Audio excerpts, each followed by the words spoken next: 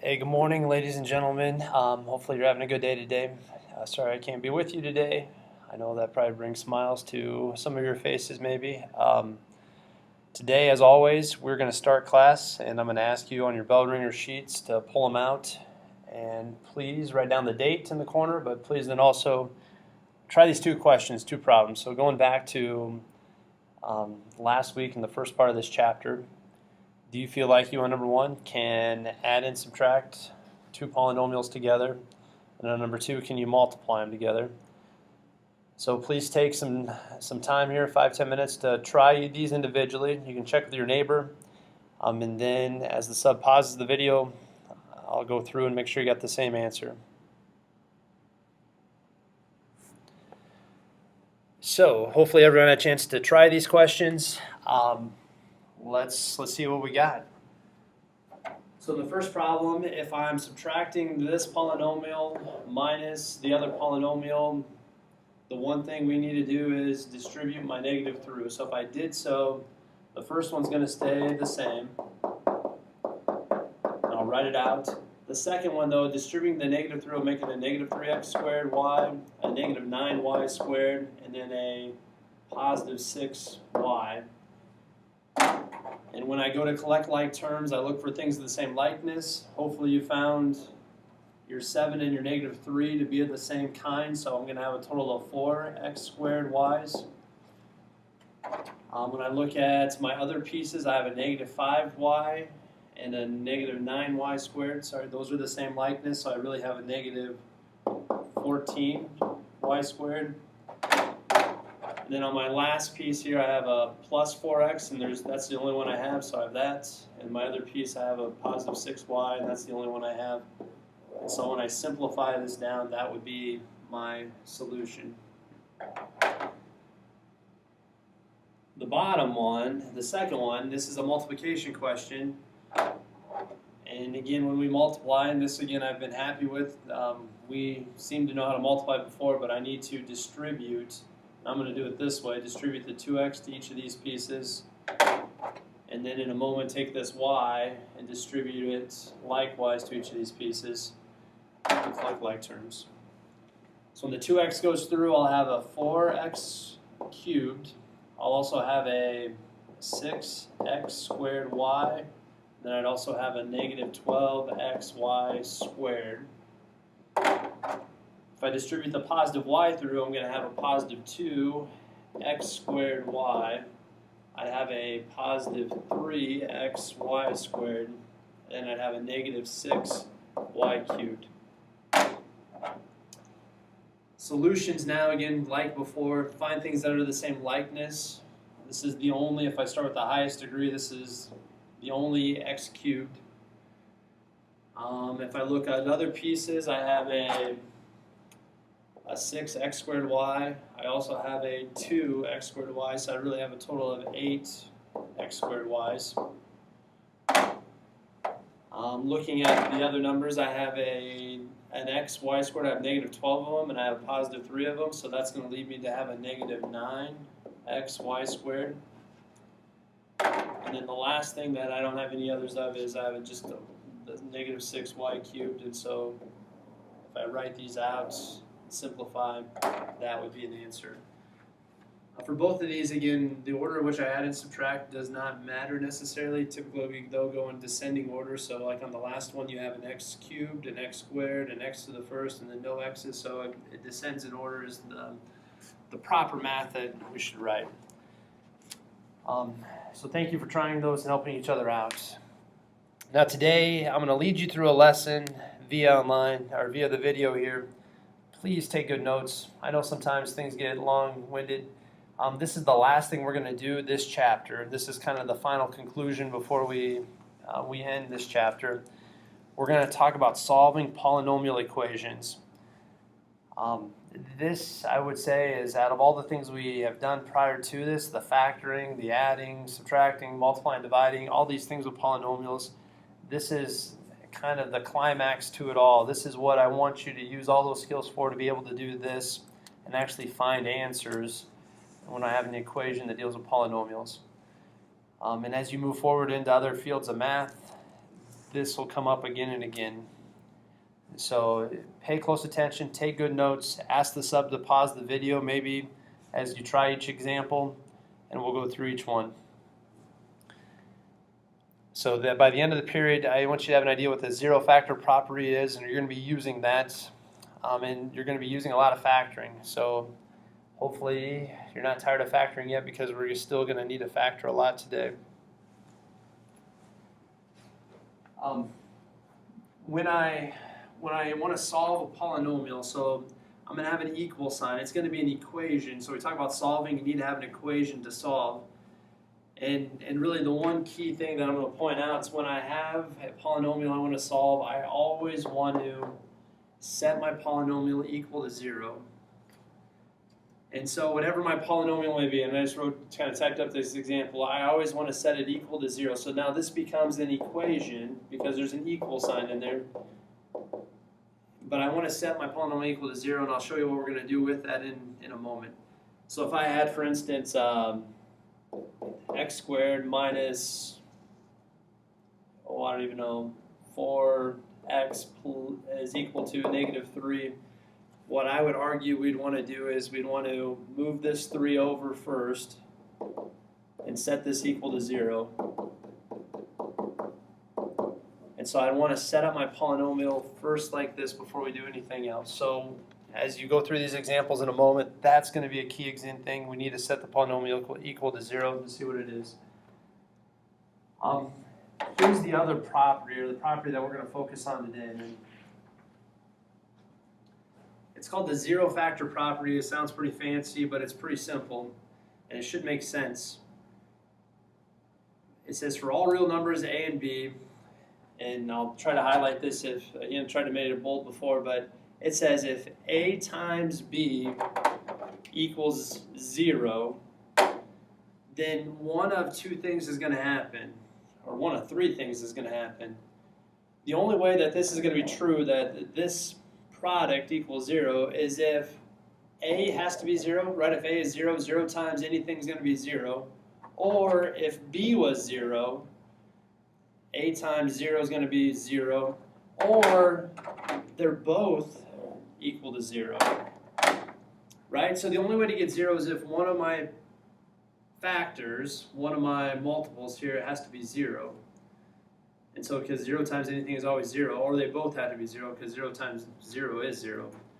And so this is called the zero factor property. And so what we're going to do in a moment is you're going to have, if I go back up to the green here, you're going to have a polynomial. So if I look at this polynomial right here of x squared minus 4x plus 3, I need to break it down into multiples, or into what we call factors. And I want to set both those factors equal to 0. So you're going to have to be able to factor a lot of these questions because they're not going to be in factor form necessarily right away. So again, if I wanted to factor this, I would have x and x. Hopefully you'd say you have -3 and -1. I set both of these equal to 0. So what this property would say is either the first one, the a term, is equal to 0. And if that's the case, I'd have x minus 3 equals 0. You could solve this, and if I solve this, I'd add my 3 over, and x would be equal to 3. Or the other option is the b term has to equal 0. So x minus 1 equals 0. And if I want to move that over, I add 1 to both sides, and x would equal 1. And so I actually solve and get answers for this polynomial. What makes this polynomial true? This first equation is if x was 3 or x was 1, because both those things would make those factors 0. Yeah, so you're scratching your head. Be patient with Mr. Roy, and we'll lead you through kind of some pieces here. I have several examples. I want to kind of lead your way here. This maybe doesn't look like a polynomial. I already have it factored down for you. But again, going through is I want to solve this. It's an equation. I want to set it equal to 0, which it is. And then now if I want to use that zero factor property, and so in that zero factor property says either the first term equals 0, so I would personally off to the side write that out. what does x have to be if this is going to be 0? For x to be 0, I'd have to subtract my 6, so x would actually equal -6. Or the other option is this term has to equal 0. So I'm going to write that up and have my other term here. So to solve this, I'd have to add 1. And so x is going to equal 1. And so my solutions here, I actually have two different solutions to this problem. And the reason why I have two different solutions to this problem, it's partly because I had two different factors up above here. And so if I have two factors, I should expect two solutions.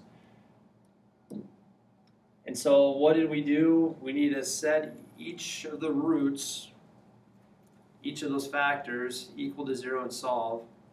In this case, we have two solutions because there was two different factors or two different roots.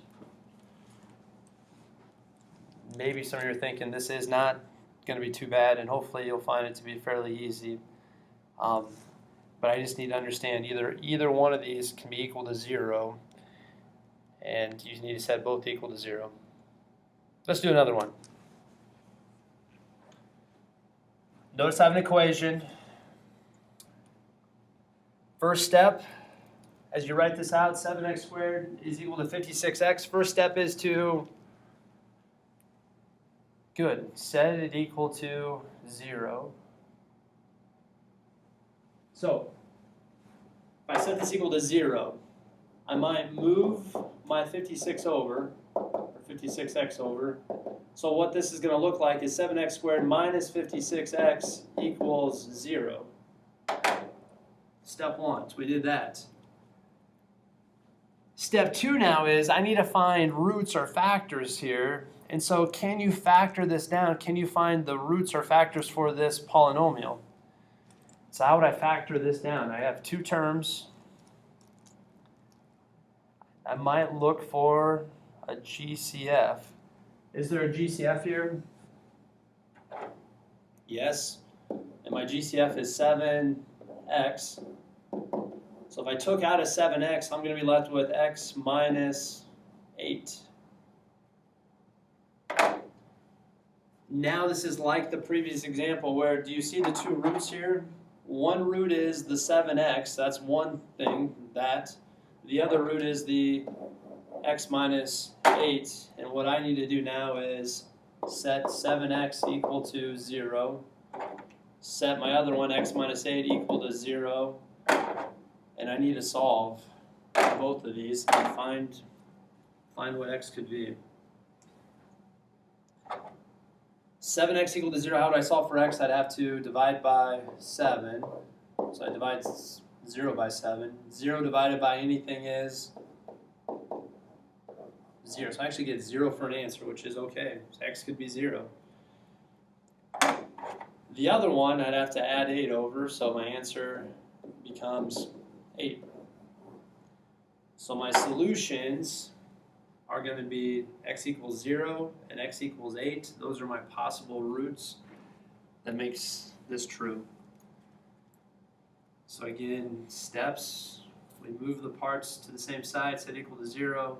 We have to factor. That's again why we spent the last week, it seems like, plus factoring. We have to factor, and then I just have to individually set each root equal to 0.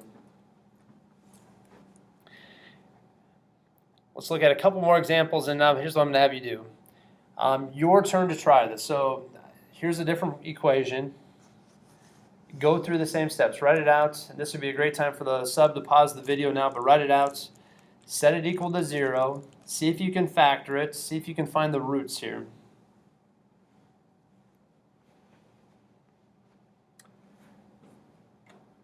Okay.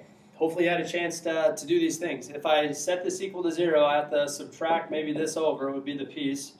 If I do so, I'll have a 3x squared. I'd have 7x minus an x. I actually have plus 6x. Minus 24 is equal to 0. So I set it equal to 0 first. Now the question is, can I factor this? And the answer is yes. Now this is a little bit tougher to factor, But the one key thing, and I've said it repeatedly, and you're probably tired of hearing this, is always first see if you can take out a GCF, because in this problem, what's my GCF? Good, yeah, it's 3. So if I took out a 3, I'm going to be left with then an x squared, a 2x, and if I take 3 out of 24, that would actually be a minus 8 is what I'm going to be left with inside.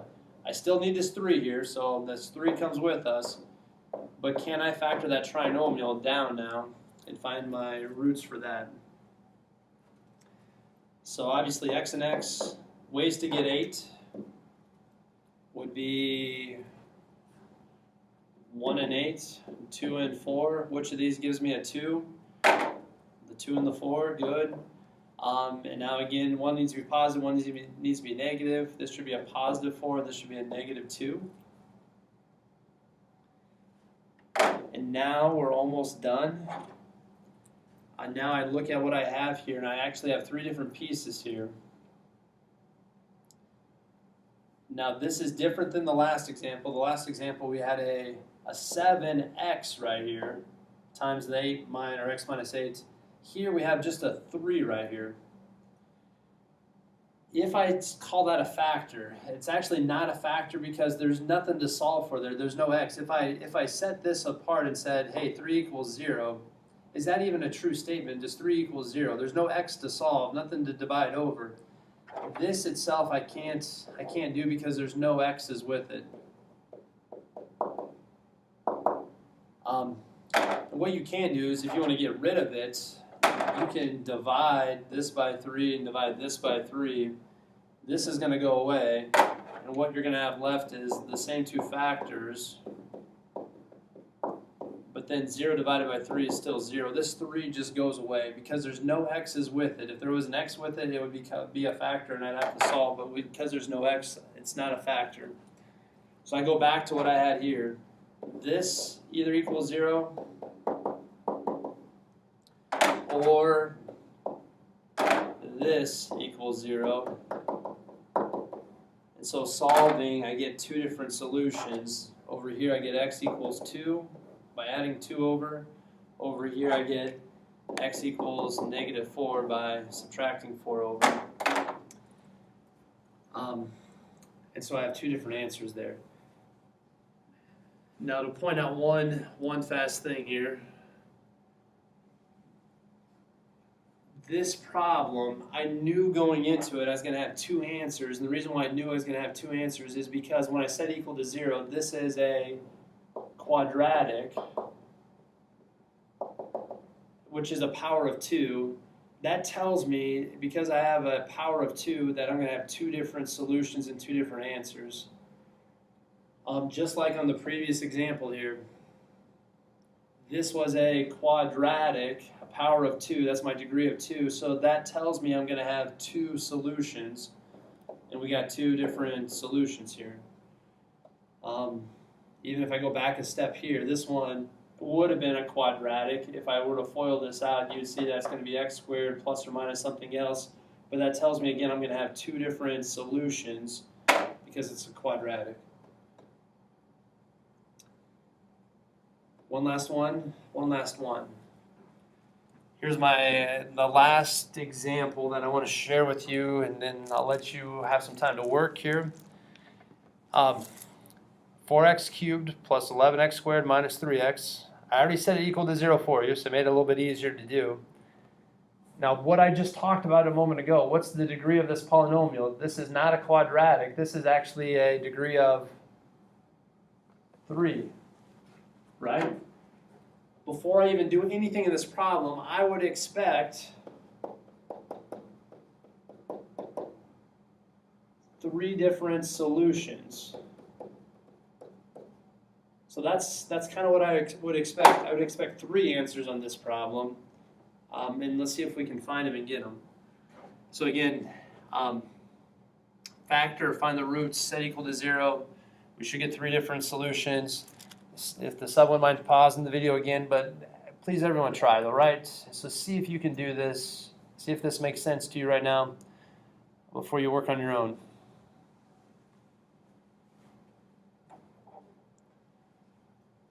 Okay, I don't know if everyone had a chance to do it. Hopefully you did. As I would factor this now, again, I would look for a GCF, and in this problem, there is a GCF, and that GCF is an x. So if I took out an x, I'll be left with a 4x squared, I'd be left with 11x, and I'd be left with just minus 3. Now I'm still not done yet because I can still factor this trinomial out, or try to, or what it might be. So I go through the process again. How do I get a 4 here? I can either have 4 and 1 or 2 and 2. So I try which of these it might be. Some of you already did this. Some of you found the answer. Actually, it's to use 4 and 1. My 3 here has to be a 1 and 3 are the only ways to get 3. And so if I put these in here, I believe this is going to work. Some of you are shaking your heads, yes. Again, to check this, this would be a 12x, this would be a 1x, and so together those would make an 11x if this was positive and this was negative. So I need a positive 3 and a negative 1. So now my final answer then, I had to be able to factor. That's why factoring is so important, because it allows us to solve these pretty easily. I should have 3 solutions, and where I find those 3 solutions, first one, this again is not a number, it's a 1x. If I set it equal to 0, what's my answer?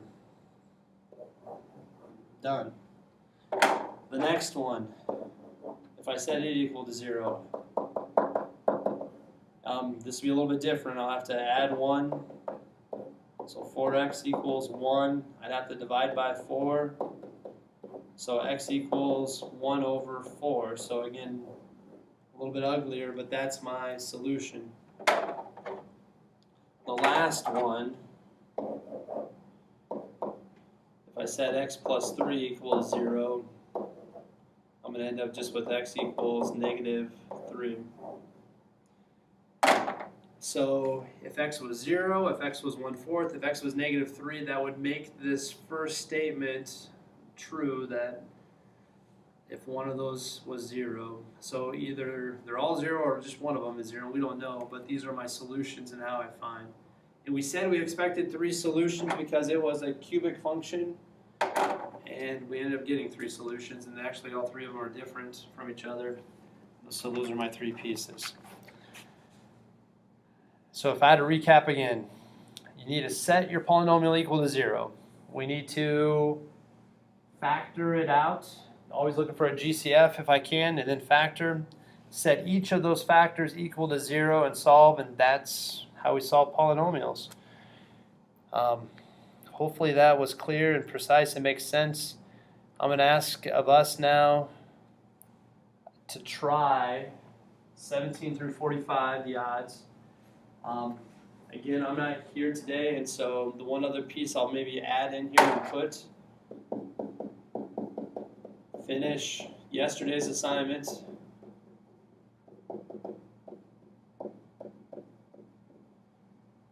If you haven't done so already, when you get done with this, and help each other out. So I'm not, again, asking us to get distracted, because we sometimes have the ability to do that. I'm asking you, though, if you know what you're doing and this makes sense because you're really good at factoring and your partner or neighbor sitting next to you maybe is struggling a little bit, help him or her out. I'd appreciate that. And just know if you need help, I'll be here after school today, later on, and I also will be here in the morning tomorrow morning, but I want to make sure we know how to do this before we take our test later, either this week or it might be on Monday. So there will be a short quiz tomorrow, or quiz. I want you to show me you can do this, so practice and check your answers with what's in the back of the book. Thank you. Good luck.